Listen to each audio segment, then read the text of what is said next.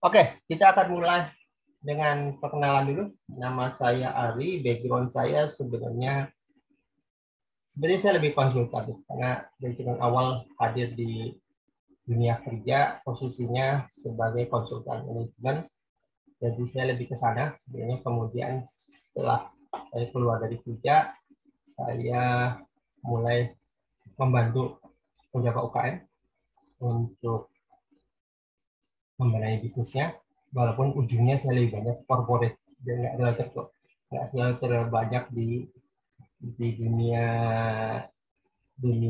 UKM ya. Walaupun sekarang saya mulai menekuni kembali dengan tahu juga challenge UKM apa gitu. Ntar saya mulai share screen.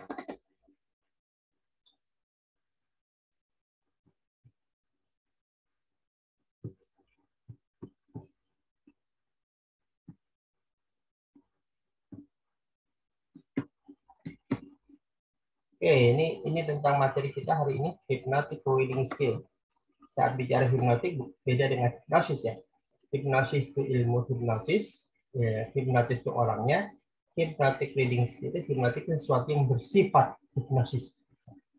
Jadi ini sebuah approach, sebuah pengembangan untuk menyerap isi buku. Hari ini kita akan bicara menyerap isi buku. Berikutnya kita akan latihan bareng dan harapan saya teman-teman terutama di Jabodetabek nih, latihan suatu saat kita pergi ke puncak atau kemana, kita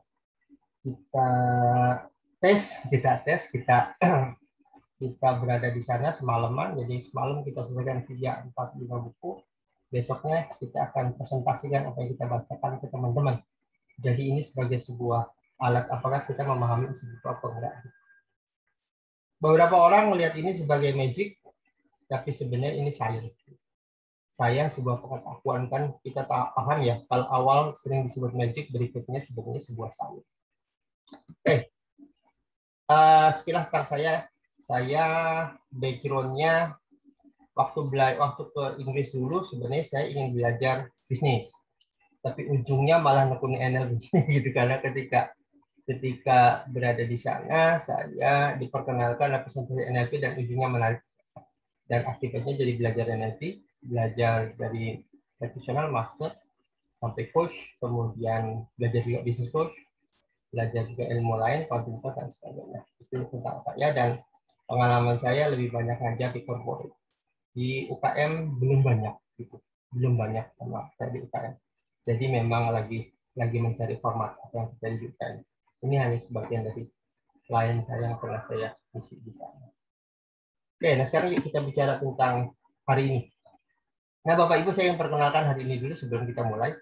Kami hari ini sedang mengembangkan, awalnya kami Zokanya kurang lebih sekarang udah 2015, jadi sekarang 6 tahun. Kegiatan kami adalah ketika didirikan misinya pemberdayaan umat. Pemberdayaan itu artinya umat harus dikelirkan cara berpikir.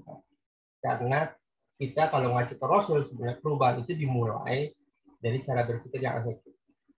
Setelah kemarin kita rapat seharian, kemudian mencoba menelusuri evaluasi selama 6 tahun kesalahan kita di mana.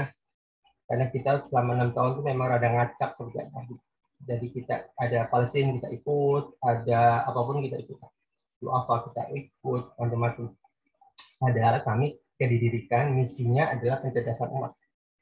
Kami ingin umat cerdas. Kalau untuk apa dan sebagainya kan sudah ada LSM lain gitu ya. Cuma karena kita tertarik, apalagi ketika COVID, kita menjadi berubah, bahkan kita sempat menjadi sahabat pangan gitu. Karena kita membangun, dan terakhir di 2016 kita kembali pada core isu kita.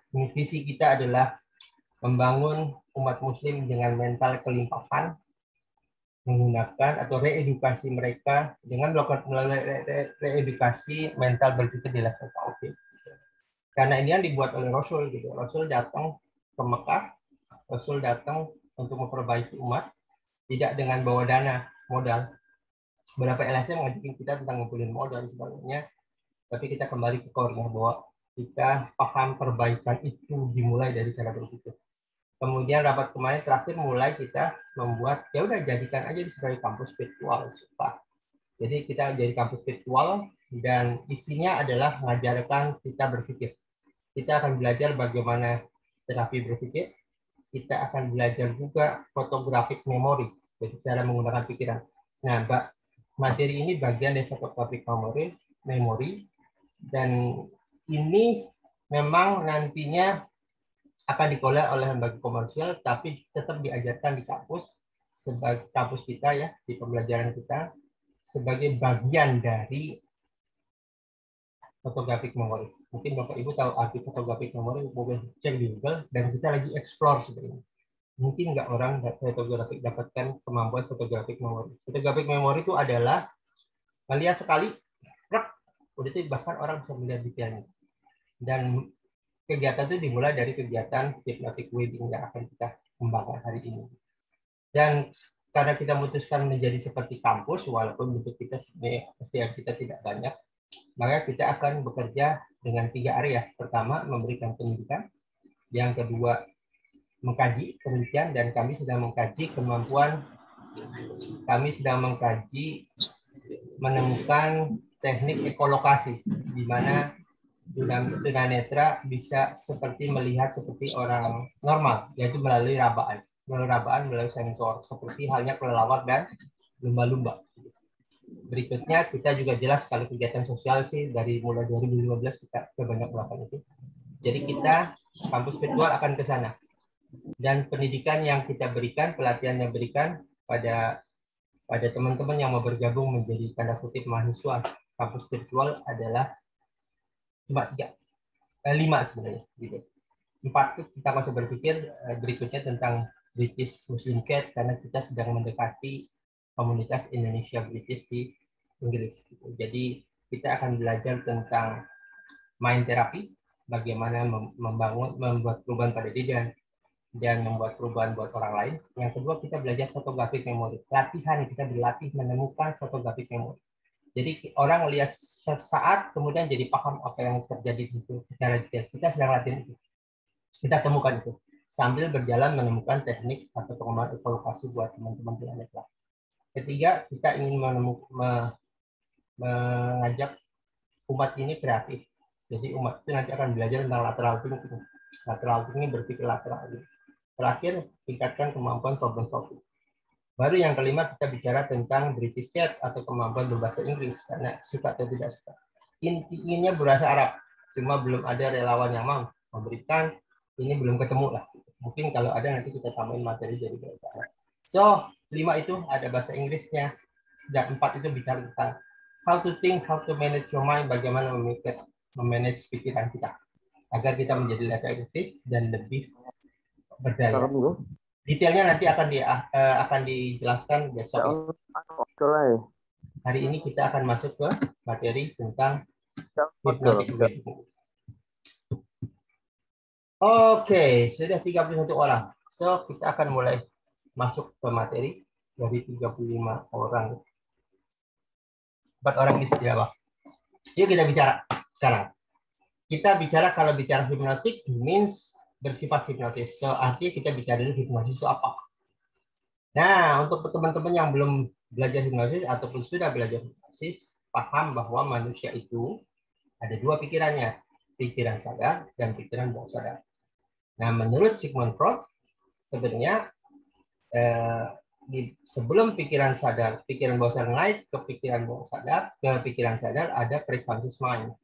Preconscious mind adalah sebuah kondisi sebelum data diterima oleh pikiran sadar. Nah, kita dengar namanya istilah trans di dalam hipnosis. Trans itu di mana? Kembali ya, pikiran kita berada di 4 gelombang. Bahkan sebenarnya 5 gelombang. Gelombang beta tuh sekarang tuh ukurannya 14-30 Hz. Kemudian ketika kita main games, kita fokus ke satu titik, masih dengar kiri kanan gitu. Kita fokus, kita pejamkan mata, disinilah gelombang masuk gelombang alfa. Inilah gelombang yang dimanfaatkan oleh ilmu neurolinguistic programming.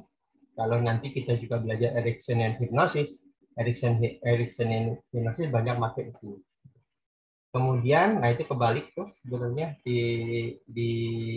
kita mulai ke gelombang theta. Gelombang theta itu gelombang yang 4-8 Hz, kemudian turun ke gelombang delta. Gelombang delta di bawah gelombang 4, gelombang delta gelombang 3. Nah, orang hipnoterapi biasa main di gelombang theta. Jadi orang diturunin gelombangnya dengan cara apa ya? Itu tarik nafas turun, kemudian deepening dan sebagainya, dia masuk ke gelombang theta. Jadi gelombang sebelum tidur. Nah, yang menarik mengapa pakai hipnosis? Karena kita tidak bisa bicara dengan pikiran bawah sadar yang adanya di alfa ke bawah. Di situ ada batas yang disebut dengan garis seleksi atau gerbang seleksi.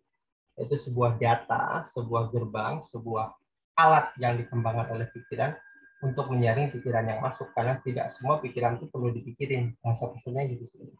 Itulah disebut dengan conscious mind, pikiran sadar bisa menganalisa ini datanya perlu dipikirin apa enggak. Bahasa kerennya gitu. Bahasa sederhananya gitu. Nah, kemudian dibatasi.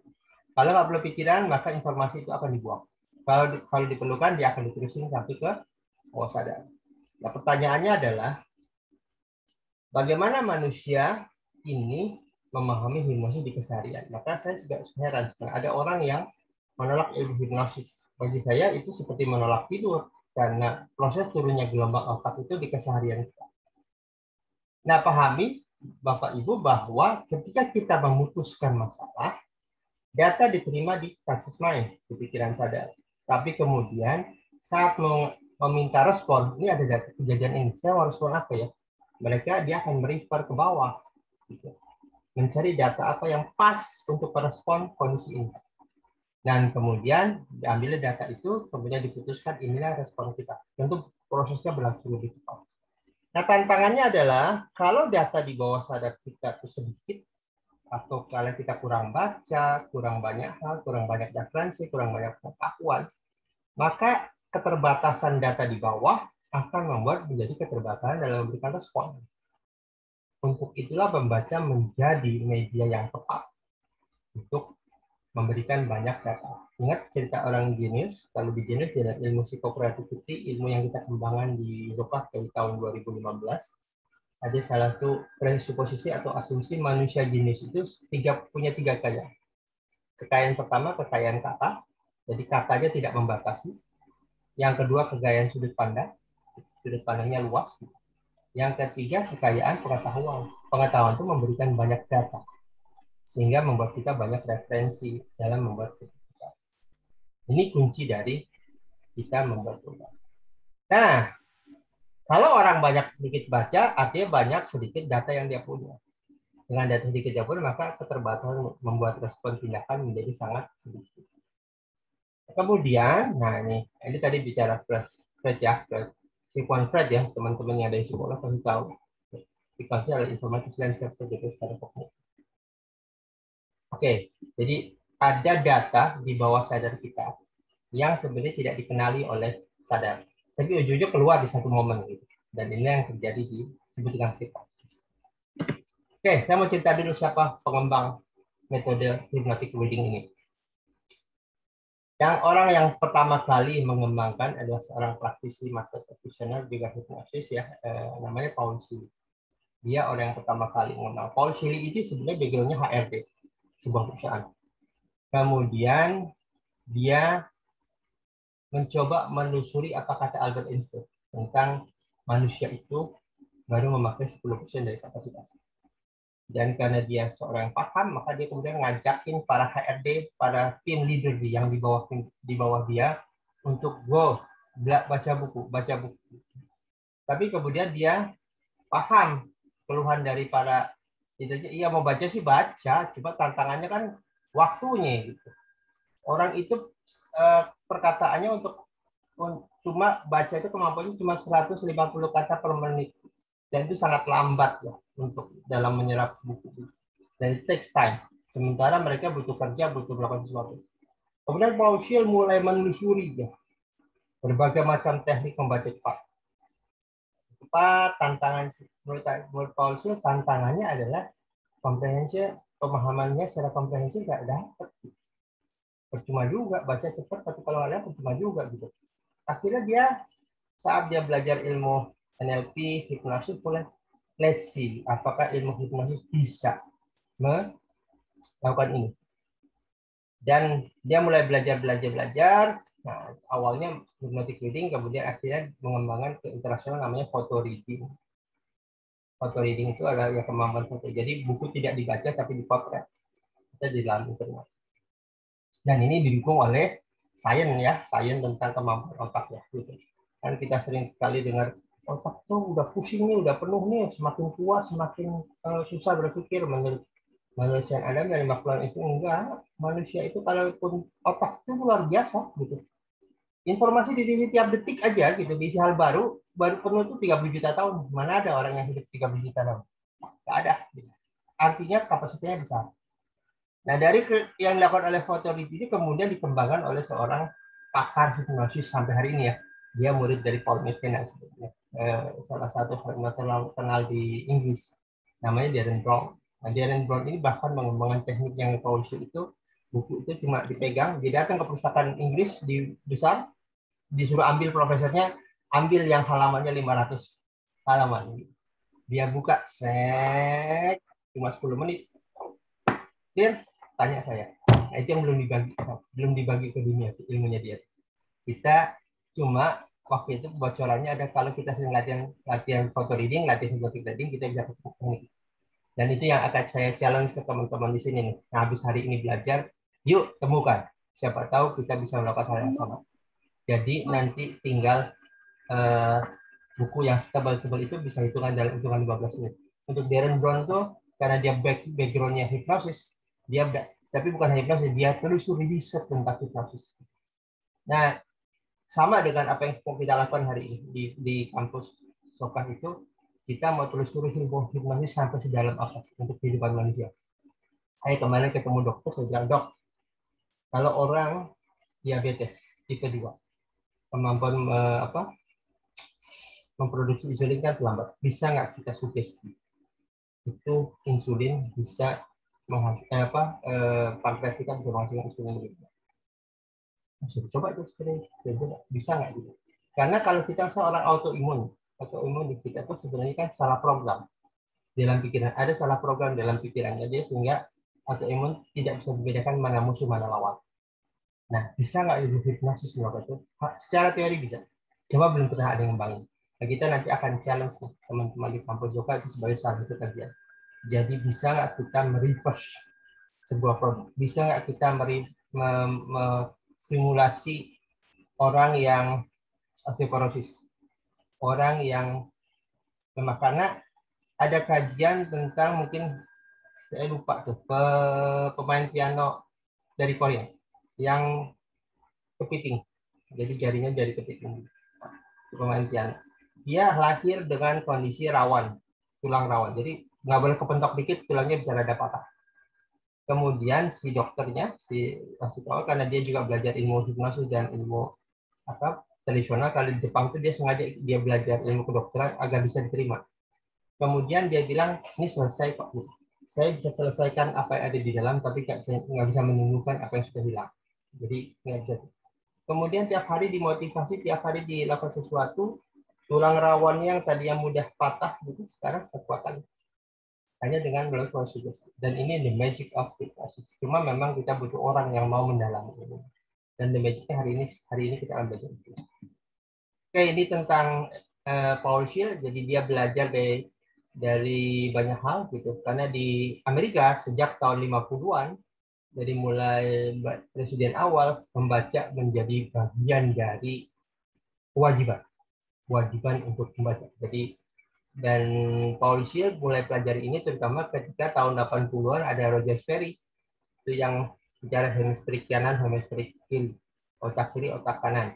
Cuma pemahaman kiri otak kanan itu nggak seperti yang dikembang sekarang dikenal di orang-orang, oh dia otak kiri, dia kanan. Sebenarnya otak kiri, otak kanan itu adalah fungsi berpikir. Bukan berarti dia kiri banget, dia kanan banget, dia harus seimbang, nggak juga. Karena Einstein itu sangat kiri tapi bisa sangat kreatif gitu. Bahkan penemu lateral thinking Eduardo Bono dia sangat kiri tapi dia penemu pengembangan otak kreatif. Jadi sebenarnya otak kiri otak kanan itu lebih ke fungsi ya gitu. Dan tidak ada yang kiri banget, tidak yang kanan banget. Karena semuanya sebenarnya bekerja sesuai dengan fungsi. Oke. Nah, ini cerita Paul Scheer cerita. Saya belajar mencari cara belajar baca cepat, baca kilat, baca apapun itu yang membuat cepat. Dan saya ingat kata Einstein, kalau saya mengulangi apa yang sudah dilakukan oleh orang, maka saya adalah orang yang bodoh atau orang gila. Karena cara saya sama dari waktu ke waktu. Maka saya perlu pikirkan cara baru menyerap isi buku. Kalau cara lama, saya akan terjebak pola-pola baru. Gitu. Karena nggak bisa dikembangkan dengan pola baru, maka dia kemudian mulai memikir cara baru. Disitulah kemudian dia pengembangan namanya hypnotic reading, kemudian berkembang jadi pola reading. Dan dia menemukan ini. Ketika kita melihat sesuatu, ternyata di dalam mata kita ada dua. Ada sel batang, ada sel kerucut. Sel batang itu blur. Kalau melihat sesuatu blur itu adalah nggak jelas. Tapi punya kemampuan. Karena dia punya kemampuan melihat peripheral tuh saat kita melihat sini kelihatan nih, samping kita. Samping kiri, samping kanan kelihatan. Itu sel batang. Dan ini juga teori déjà vu ya. Saya pernah cerita teori déjà vu kan. Déjà vu itu adalah sebuah kondisi. Kadang-kadang kita seperti pernah lihat ya, tapi kok nggak tahu di mana. Ternyata itu terekam oleh sisi kiri dan sisi kanan kita. Jadi sesuatu yang tidak kelihatan. Sel kerucut adalah sel yang kayak kita nih sekarang melihat harus lurus, clear. Clear gitu. Tapi yang disimpan sampai sini kita di sini yang disebut dengan sel batang, dia kelihatan dengan jelas. Dan kadang-kadang kelihatannya blur. Dan kita nanti akan lakukan teknik dengan menggunakan sel batang. Mengapa? Karena sel batang terekam langsung ke pikiran bawah sadar. Nah, mungkin di sini tahu ya tentang pikiran bawah sadar. Pikiran bawah sadar itu tempat memori jangka panjang. Mungkin kita pernah tahu kalau sehari-hari kita baca buku atau tahu cara bolpen, kita bawa bolpen tuh. Kemudian kita, tadi bolpen di mana ya? Kok nggak ada gitu? Itu padahal baru 10 menit lalu gitu. Kita lupa bolpen ada di mana. Tapi bayangan waktu SD kita masih terekam di kita. Itu kan menarik sebenarnya. Mengapa bayangan waktu SD masih ingat sebenarnya bayangan 10 menit lalu hilang? Tidak ada. Karena yang waktu SD itu memori sudah ada di jangka panjang. Sudah ada masuk ke jangka panjang. Jadi mudah diingat. Nah, yang baru diingat itu masih masuk ke dalam memori jangka pendek. Dan ketika masuk ke dalam data pikiran jangka panjang, tersaring itu. Jadi, di sini dulu. Jadi ketika masuk ke pikiran masuk ke memori jangka panjang, itu ada data yang tersaring kebuang. Disitulah kemudian data yang masuk menjadi sedikit. Untuk itulah kemudian strateginya adalah strategi untuk pengulangan. Kalau anak-anak belajar itu kan banyak strategi pengulangan supaya data yang masuk lebih banyak karena kan tersaring. Jadi ini kita akan bicara ini teknik menggunakan baca biasa. Biasanya langkahnya begini: baca, kemudian masuk ke dalam pikiran, kemudian nggak lama kemudian dia butuh waktu kadang-kadang 48 jam yang benar dia masuk, tapi tersaring. Jadi data yang masuk kurang lebih 10% sampai 15%. Jadi makanya pengulangan. Nah, kalau kita pakai baca metode HRS, hypnotic reading gitu, datanya masuk dari bawah, itu dari pikiran bawah sadar ke memori jangka panjang. Dia masuk ke sel batang retina ya. Kalau itu kan pakai sel kerucut. Langsung terserap dalam jangka panjang. Cuma saat kembali ingin dikenali oleh pikiran sadar, dia masih di preconscious. Nah, untuk masuk ke pikiran sadar ada dua kejadian, ada dua kemungkinan. Caranya adalah dipancing seperti halnya kita lagu yang sudah ada di memori kita tapi lupa, kita pancing dengan satu dua kata, dia ingat semuanya. Cara kedua adalah terlibat di sebuah kondisi dan saya cerita. Nah, ini sering saya lakuin sebenarnya. Kalau saya hari ini mengisi training di sebuah perusahaan, saya nggak begitu paham banget. Saya kadang-kadang beli 2 atau 3 buku, misalnya leadership. Kemudian sehari sebelumnya bahkan atau kadang-kadang 2 hari sebelumnya saya langsung lakukan teknik HRS itu selesai. Kemudian setelah itu saya besoknya cerita. Ketika cerita nggak lama semua data yang ini seperti keluar yang ada dalam pikiran. Mengapa? Karena ketika kita ingin bicara, kita review ke bawah sadar. Di bawah sadar ada banyak data kan? Nah, ketika ini terhubung maka dia tertarik keluar. Itu teknik disebut dengan mengenali atau memanggil kembali, cara merecall data yang sudah ada di kita. Jadi recall ada dua cara, secara manual atau secara otomatis. Nah, mungkin nanti kalau perlu kita lihatin lagi tuh video yang di Jepang. orang habis nggak bisa baseball ya, kemudian nggak pernah mukul bola baseball bahkan, kemudian dia melakukan cara memukul bola baseball digunakan teknik dia pakai photo reading ya, namanya waktu itu photo reading. Begitu selesai dia pergi ke tempat baseball gitu. Nah ketika bola datang itu kan dia, aduh ini gimana caranya nyari data kan, jadi data-datanya dia pukul dan luar biasa dia bisa mukul walaupun tidak sempurna karena olahraga itu bukan hanya butuh pikiran, dia butuh kelenturan otot dan sebagainya, tapi dia bisa mukul. Oke, sekarang saya mau liatin video sebentar. Saya mau liatin video untuk bisa memahami sebenarnya apa yang terjadi.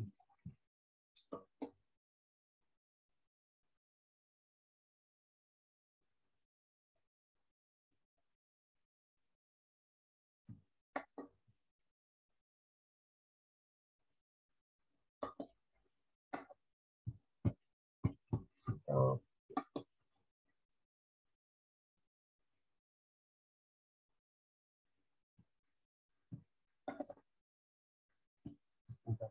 saya lupa.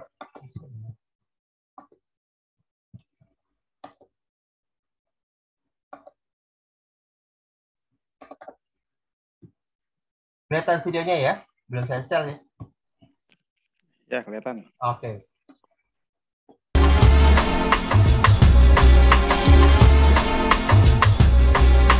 People waiting around in train stations tend to slip into a state of limbo, which makes them very suggestible. Ini adalah, saya cerita dulu, ini adalah sebuah kejadian yang di set up. Jadi di situ dibuat ada kondisi chaos, gitu. Kemudian nanti ada satu orang dites sama, ini Darren Brown ya, seorang hipnosis, dites untuk lihat kejadian apa yang terjadi. Bahkan si ibu-ibu nanti yang dites ini sampai tahu namanya, nama orangnya gitu. Ketika dites, kita akan lihat ya apa yang dilakukan. Ini dia ada settingan, kemudian nanti cari orang untuk dites apa yang terjadi. This is the only time you'll ever see actors in this show. Oh, piss off, you old hag! Piss off!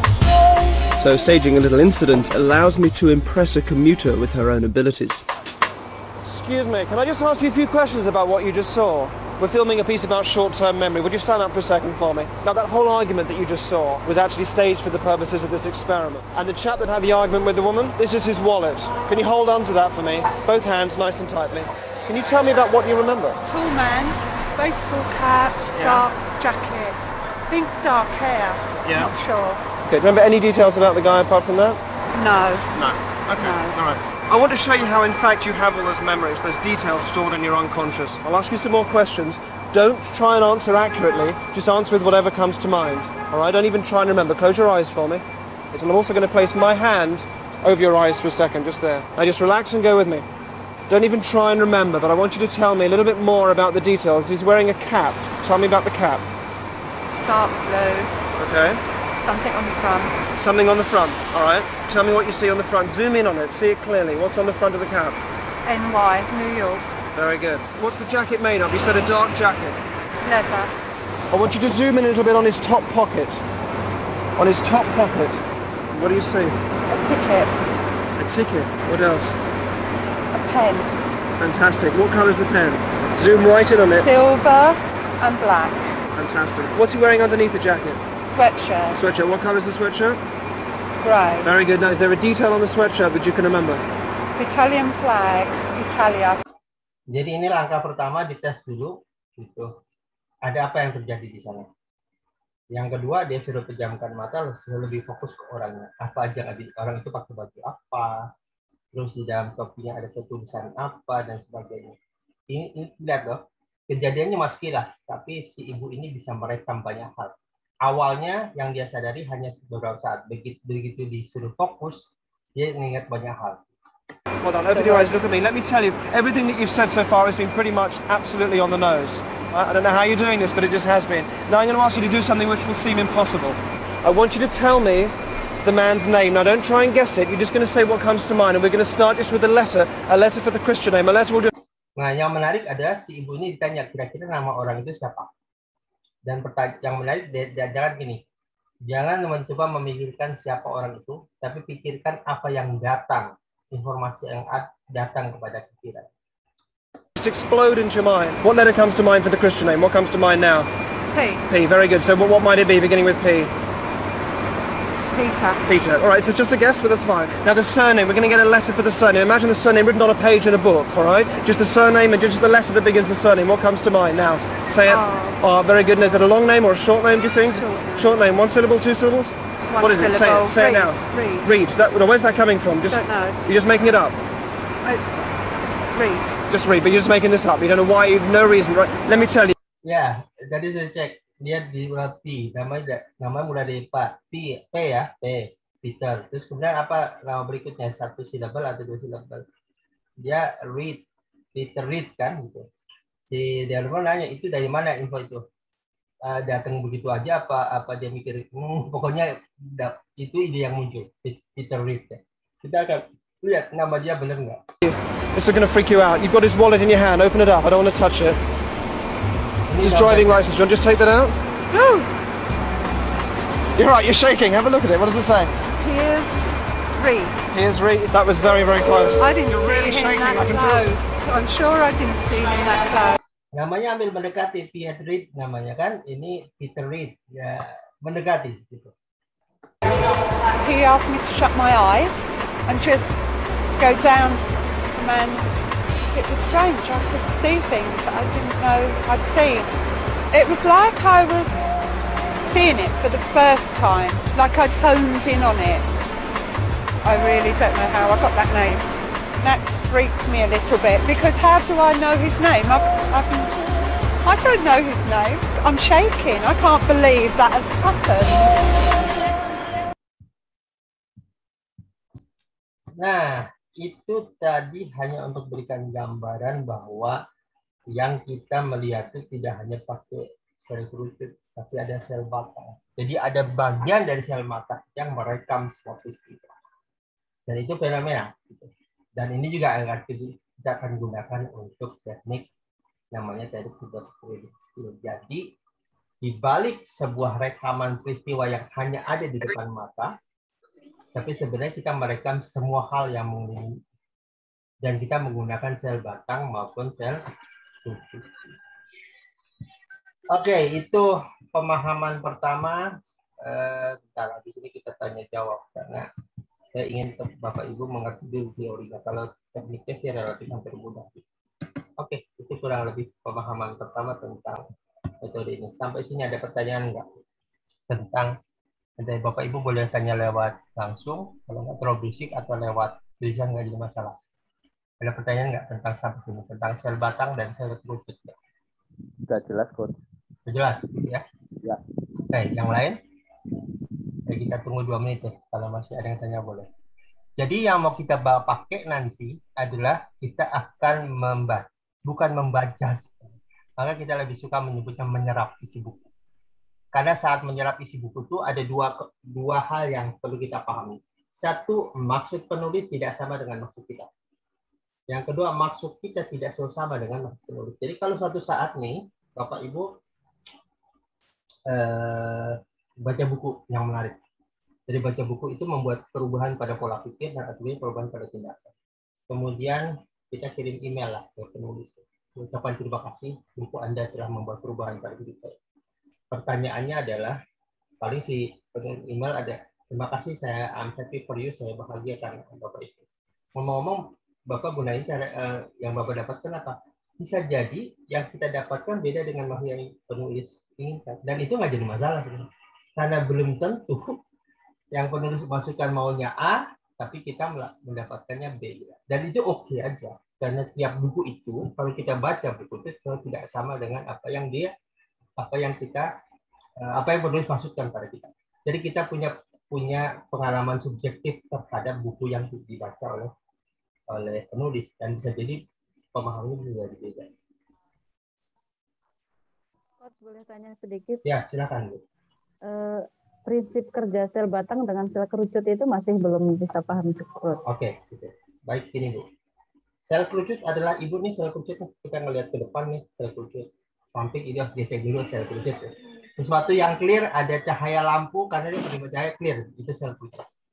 Tapi ketika kita ketika kita gunakan sel kerucut, sel batang kerja juga, Bu. Dia melihat sesuatu yang di sekitarnya nggak begitu clear kayak pada kita. Kayak Ibu nih hari ini ngelihat ke depan, tapi di samping-samping kerekam. Oh, kita kan?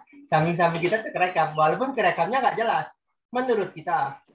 Tapi yang terekam itu sering-sering terekamnya di bawah sadar. Ketika duduk kita pejamkan mata, bisa jadi kita berbicara, oh di situ ada. Jangan-jangan malah kita lebih tahu di situ. Itu lebih detail tuh, di sampingnya ada ini, ada ini, ada ini. Itu yang kita lakukan. Jadi sel kerucut adalah sel yang melihat dengan jelas. Baca buku dengan sel kerucut nih kalau membaca. Tapi sel batang juga kerja di saat sel kerucut kerja. Di saat sel kerucut kerja, sel batang juga kerja. Makanya saya sering katakan ada rekonstruksi ulang kalau ada kriminal. Untuk apa coba? Rekonstruksi ulang itu kadang-kadang kita perlu memperjelas hal-hal yang tidak terekam clear oleh sel kerucutnya dia.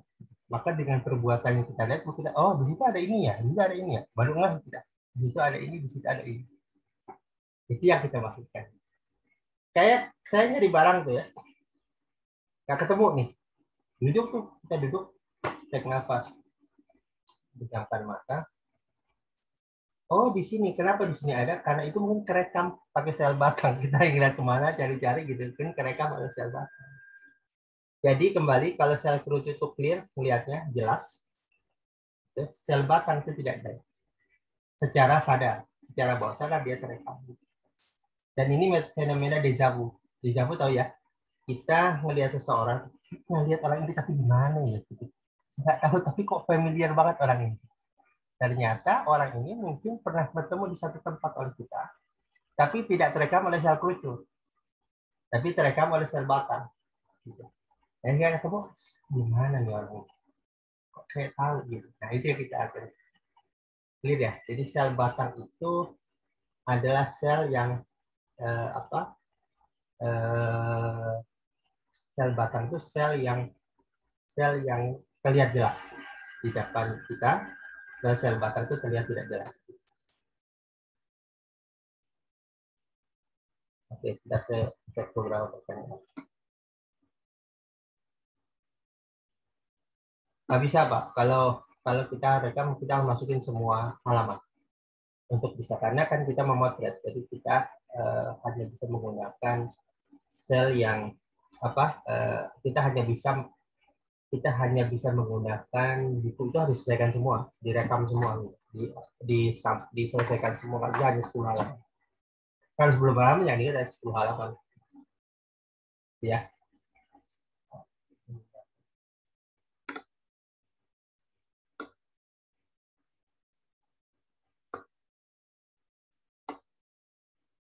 Ya kurang lebih seperti itu, Bu.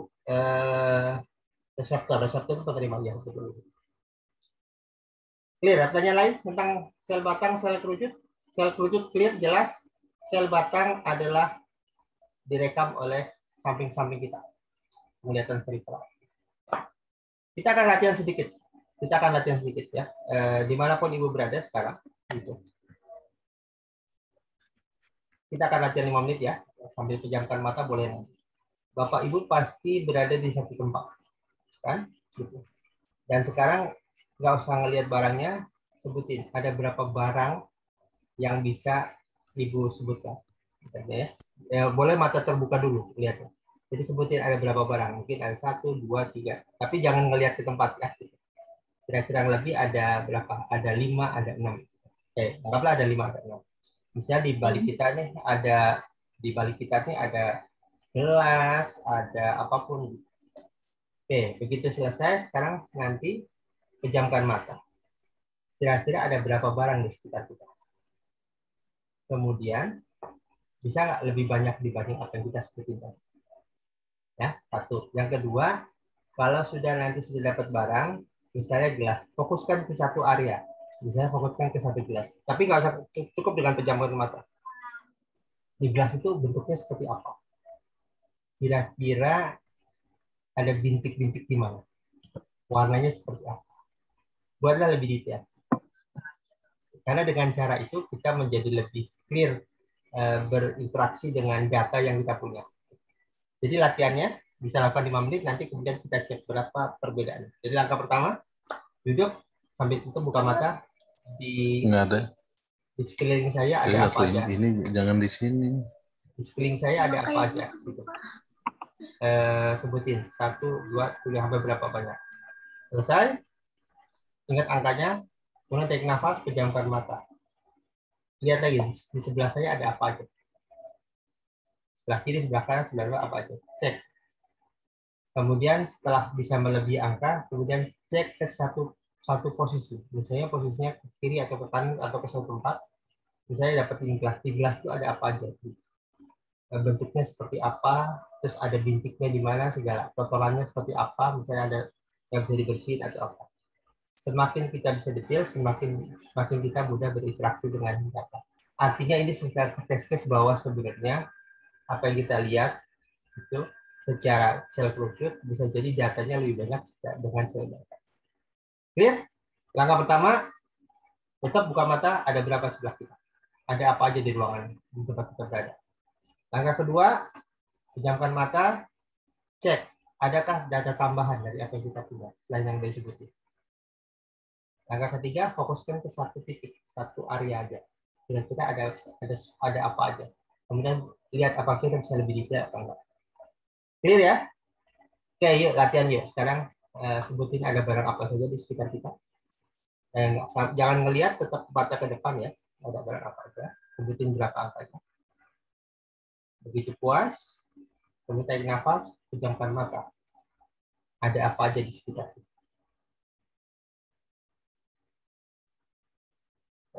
Adakah data yang lebih banyak?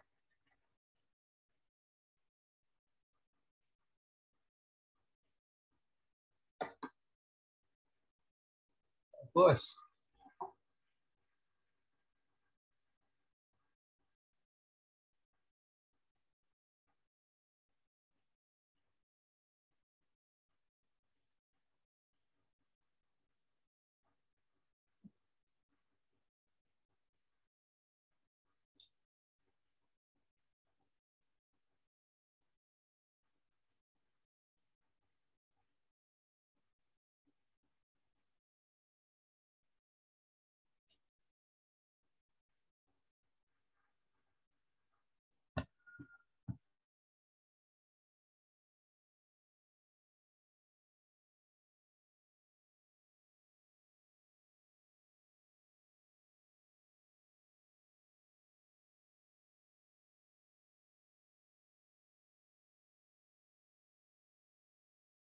Kalau sudah, fokuskan ke satu titik. Ada apa aja di sana?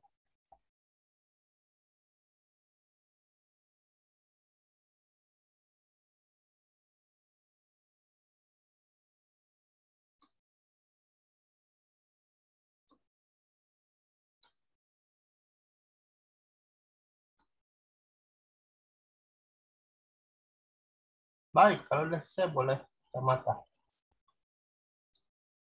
Dapat data lebih banyak?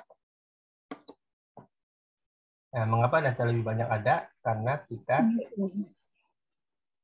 karena kita mendapatkan secara internal. Jadi sebenarnya data kita masuk dua hal, baik lewat sel kerucut maupun sel batang. Clear ya? Yuk kita lanjut sekarang materi. Tadi hanya latihan sesaat.